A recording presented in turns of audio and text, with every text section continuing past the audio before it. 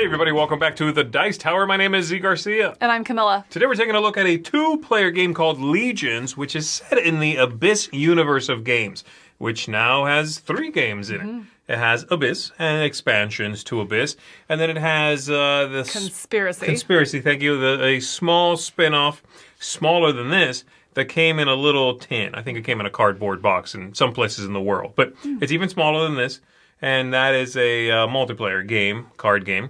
This is a 2-player only game set in the same world with a little bit of a feel of a lane battler, a little bit of a feel of a set collection game, a few different things going on. Yeah.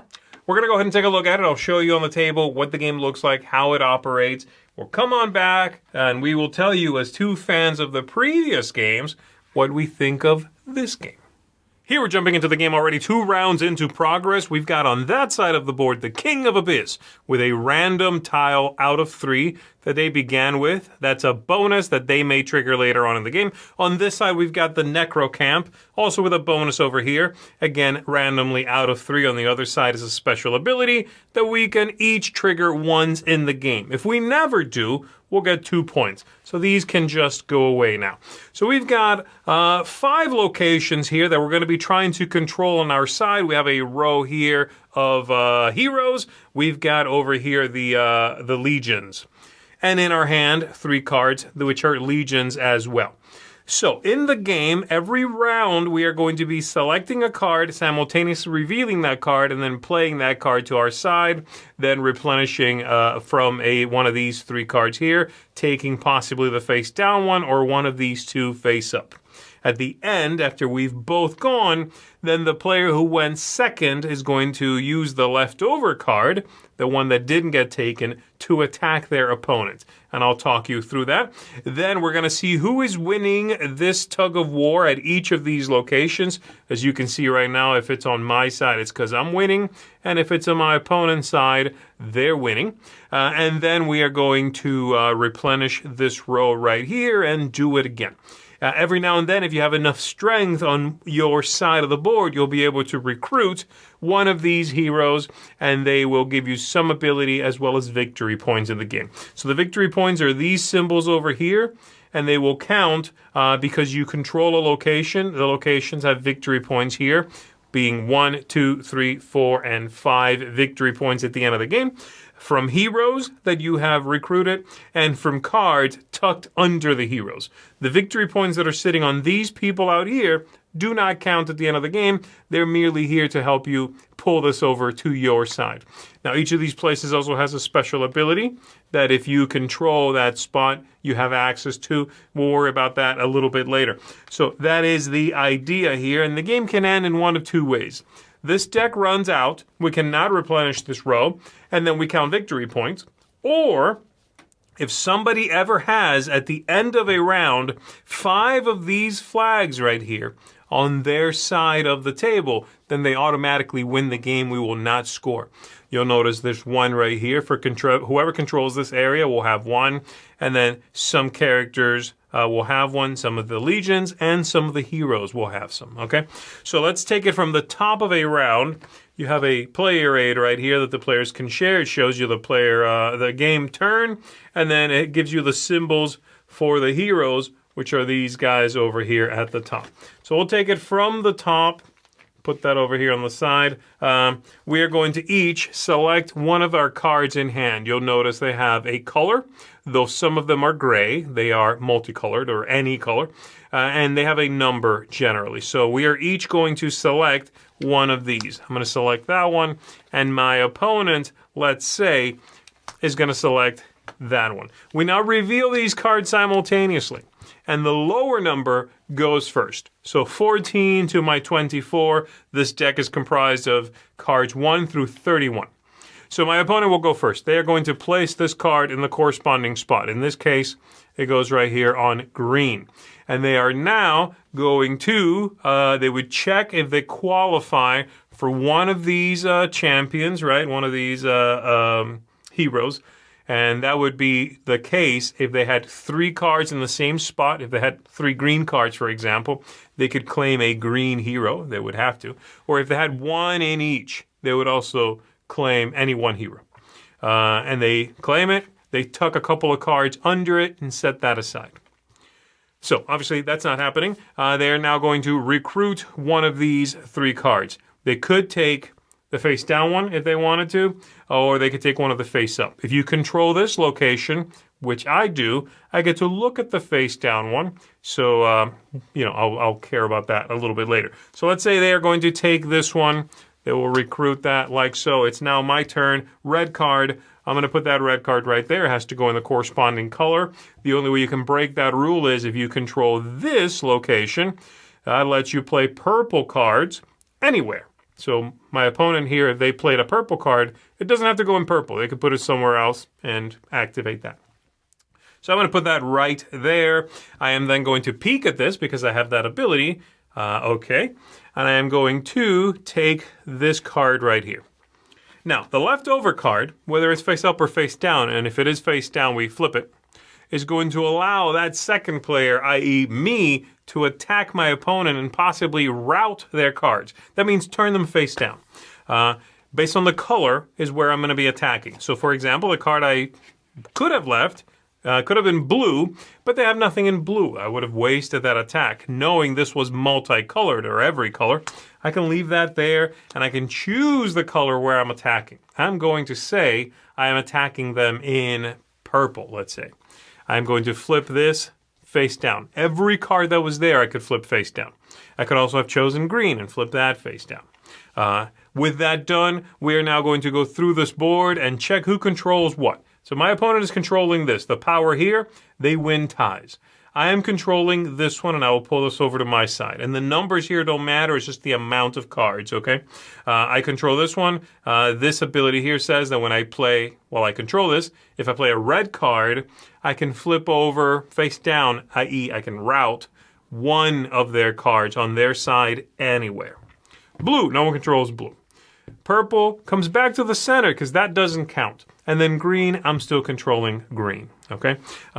With that done, we're then going to replenish this line if we need to, and we're going to replenish this to 2 face up, 1 face down cards.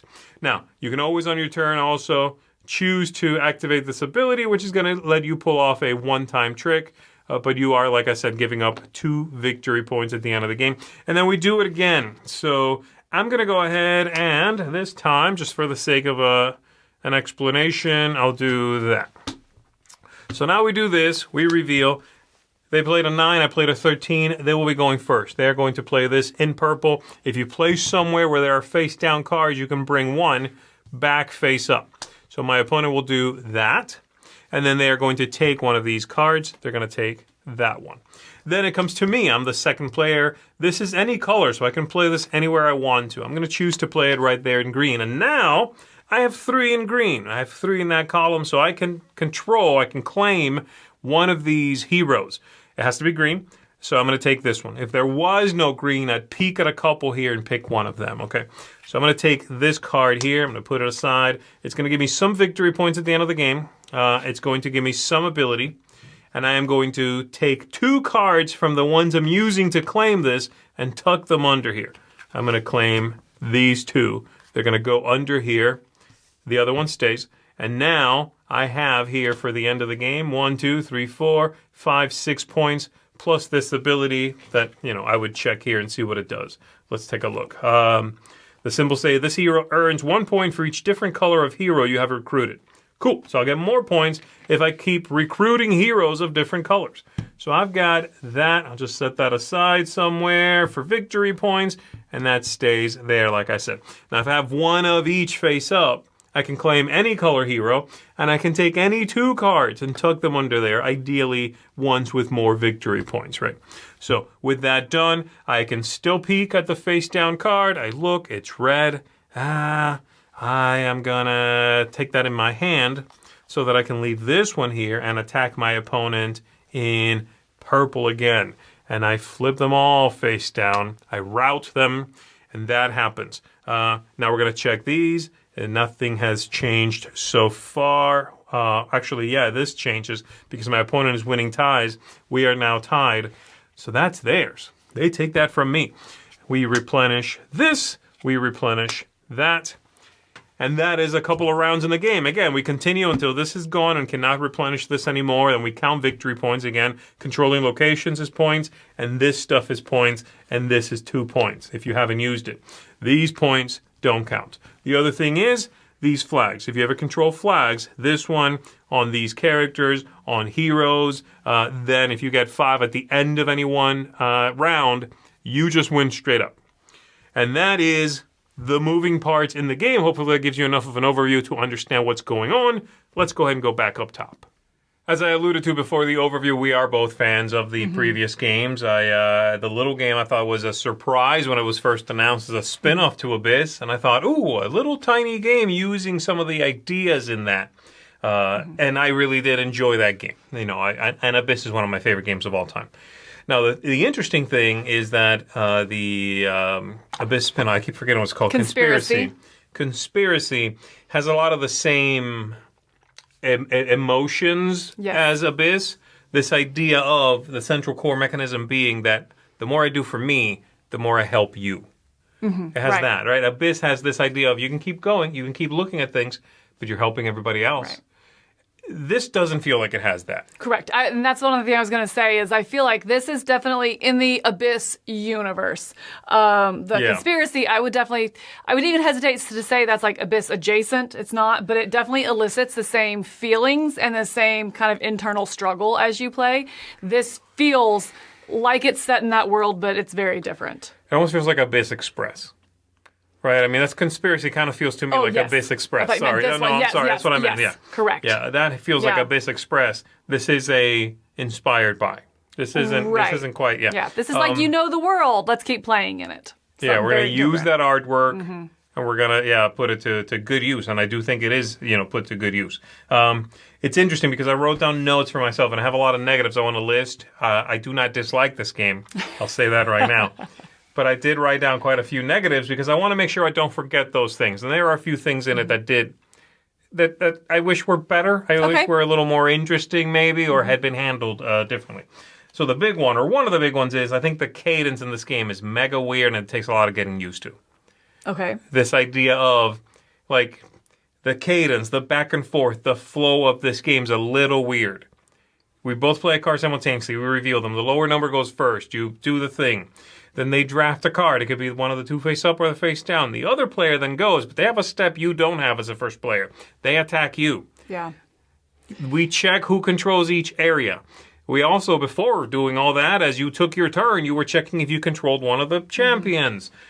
Then we do it again. It's like this weird kind of back and forth. There's not a natural rhythm to this game that you will quickly internalize. You have to force yourself to figure it out. Yes, I definitely think that there is a learning game required for this. Yeah. And I'm not saying it's a heavy game by any means. I mean, the rules are, not much more than a leaflet, right? I mean, the rules aren't there, but understanding the cadence and when you're going to do what and the strategy of do you want to play low or high but you attack. Oh, you have to attack with what I chose to leave behind. So I'm actually kind of controlling that. Like understanding that strategy part, I think definitely takes a learning game. Yeah. Yeah. And that's sort of, I call that rhythm or cadence, and that's a little, it takes some getting used to. It's not natural. You're not going to step into it and be like, oh, I get this after one play. No, you really need to go through a couple steps. Right. The other thing I think should have been done, this is a production thing, is I wish the symbols were larger and more intuitive. Yes. There's a lot of symbols in this game, and I get it. You want to have this amazing artwork front and center. The symbols could have been larger, more intuitive. The symbology could have been a little stronger, and the artwork featured. Yes. There is a middle ground. This is heavily leaning towards put the artwork front and center. It absolutely is. And it looks gorgeous. Don't get me wrong. I really love the look of it. But I do feel like the usability suffers because of that. Like you were saying, I don't find the symbology to be user-friendly. No. And so for that first, even second, maybe pushing into third game, you're still looking at the leaflet. What does this mean again? Okay, how does this work? Especially on the tiles, I found that to not be intuitive at all on how the tiles work. So symbology, I definitely think needed another pass on. And the artwork, while gorgeous, ultimately I need to quickly reference these symbols. You know.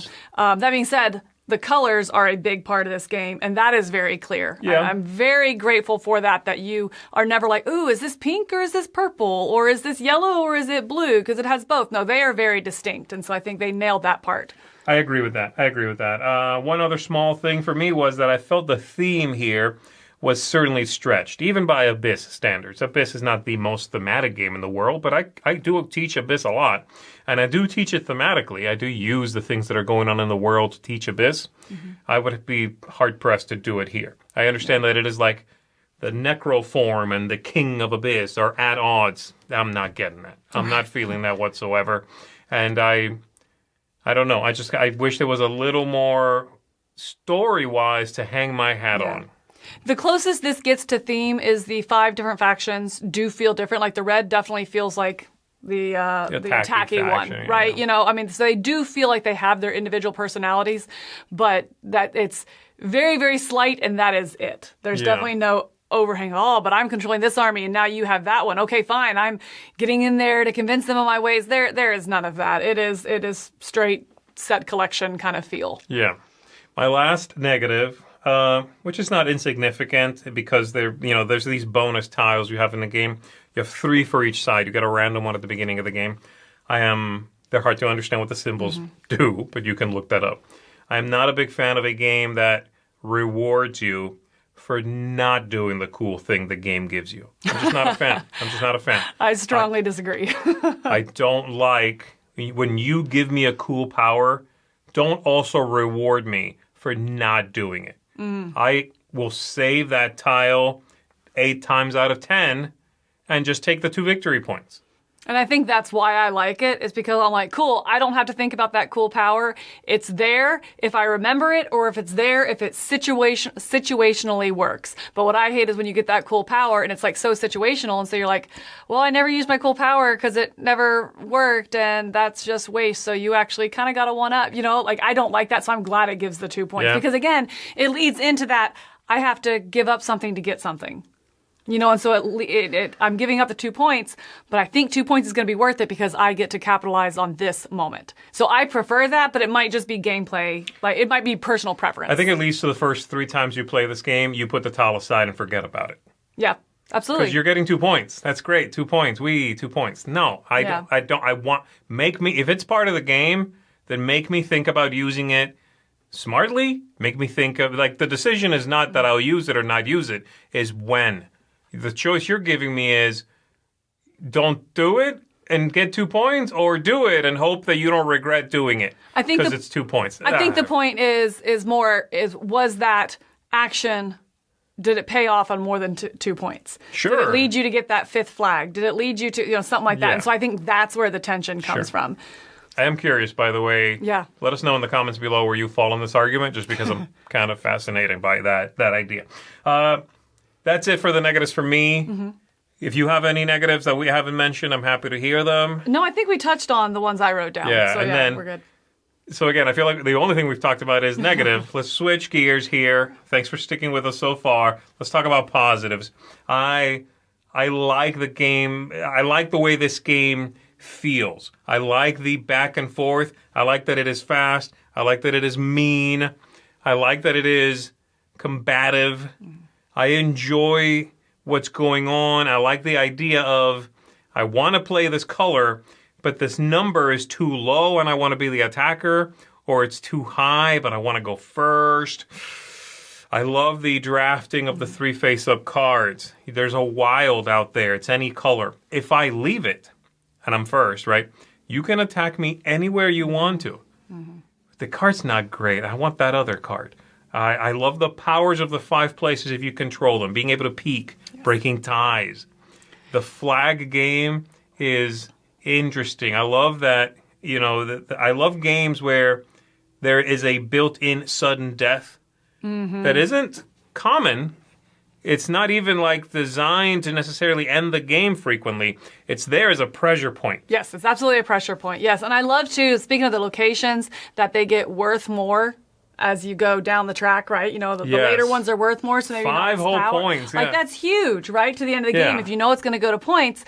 So it does make them inherently look like this one has a cooler power, but this one's going to be worth more points. Right. And so you really also, speaking of these little micro decisions, have to know when to shift. When is it worth getting the points ones? When is it worth going for that middle one that's worth the extra flag? Are you going into that flag, or are you good to let that location go? When is it okay to go over on the red one and be like, no, I'm really going to go on the counter attack here and go into that strategy? The game feels like it has a lot of little micro decisions and pressure points that you have to manage the whole time. And the game length is pretty superb for how much I'm deciding on those things. It does feel very, very punchy. It's fast. It's it makes me, I see, like, you start seeing that deck dwindle, and when the whole deck is gone, the game's over, unless, again, 5 flags. And you start feeling that pressure ramp up quickly as you realize, if I leave that card there, and I have 3 cards in purple, they rout me, and it's all of them flipped. I need to start bringing these back as I play new cards, and they start coming back. There is this sword fight going on in the game that I find just clever, interesting, super engaging, and yes, mean. And you should know that this game is a mean 2-player game. Yeah, and I think that's an interesting way to describe it there as a sword fight, because we often talk about these 2-player games, especially if there's track or, this area majority, any of that kind of stuff, how it's like this tug of war, right? This one doesn't feel like a tug of war. I agree. It feels like a real swing. It feels like, oh, you stabbed me. Oh, wait, you kicked me back. Oh, wait. It's much more swingy than this little subtle tug of war. Yeah, I might have even said it was a tug-of-war style game, or either, during this review or previously, but I think, that's true. It's not, because it is... It's not a little pull this way and that. It really is like, you're pulling on the rope, I'm cutting the rope in half. Yeah. You will fall. You know what I mean? It's violent, and I find that to be refreshing, that the game doesn't really pull its punches. Yeah. I agree. So that's where I'm at. Would you like to give your final thoughts first or second? Yeah, I'm happy to go first. I'm going to come in at a 7.5 on this, 7.5. I enjoy it. It is, for my personal taste, one that I don't always want to reach for. Sure. It is a little bit too mean, too swingy, it feels like, things like that. But I really enjoy those little pressure point decisions that we were talking about you have to make, where it doesn't feel swingy. While there are wild swings in a game of who you think is ahead, the game doesn't feel swingy. It feels like you really are doing this sword fight of a dance against each other. And a lot of little decisions. Do I want to go first right now? Does that matter? Is that more important to get the card that I want? So I really appreciate it for this small kind of punchy package that it is. It's not one that I'm always going to reach for, but it's one that I definitely can appreciate what it's doing. And I don't think I'd ever pass up on a play for it. In fact, I'd recommend it multiple times. To get it to the table, to play, enjoy that quick 30-minute, kind of punchy, back and forth. Let's stab each other a couple times and then, move on. So, I do like that package. So for me, it's a 7.5, one that I'm definitely going to recommend and reach for a couple times. Yeah, I echo a lot of what you're saying. I'm coming in just a little higher at an 8. This is no Abyss. I'm sorry, it's just not Abyss. Abyss has a fantastic 2-player mode as well, by the way. You can certainly enjoy Abyss at 2. This is a spin-off. It feels like one. It feels like, inspired by Abyss. Using the artwork, obviously that's going to help. And I'm trying to think, if I ever saw this game with different artwork, would I think, ooh, this reminds me of Abyss? I don't think so. I don't think it would. Whereas, Conspiracy would have reminded me of Abyss. But I enjoy this game nonetheless. Yes, certainly those things are going to influence me. I like the look of Abyss. I like the world. But this game stands on its own. Is it perfect? No. Do I wish there were different, choices had been made graphically, thematically? Yeah, I do. But I enjoy what's here. And again, I echo a lot of what you said, that if I want to have this well-condensed, violent encounter, that's driven really by some card play, and that's kind of it, then this is one I could easily see myself reaching for. So that is Legion's Abyss Universe. That is going to be a seal of approval, everybody, from us here at the Dice Tower. Thank you for tuning in and checking this one out with us, folks. My name is Zee Garcia. And I'm Camilla. Go control the legions.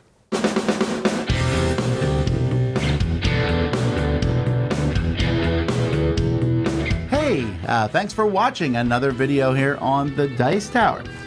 We really appreciate you stopping by and checking our things out. Thanks so much for joining us today. And hey, if you really like what we're doing here at the Dice Tower, then there are different ways to support the Dice Tower. One of those ways is through Patreon. We have links in the description to this video, and we have links to lots of other things we do down there, so definitely check it out. But either way, we're glad you watched us. Tell your friends about the Dice Tower. Until next time, though, I'm Tom Vassell, and I hope you enjoyed this video.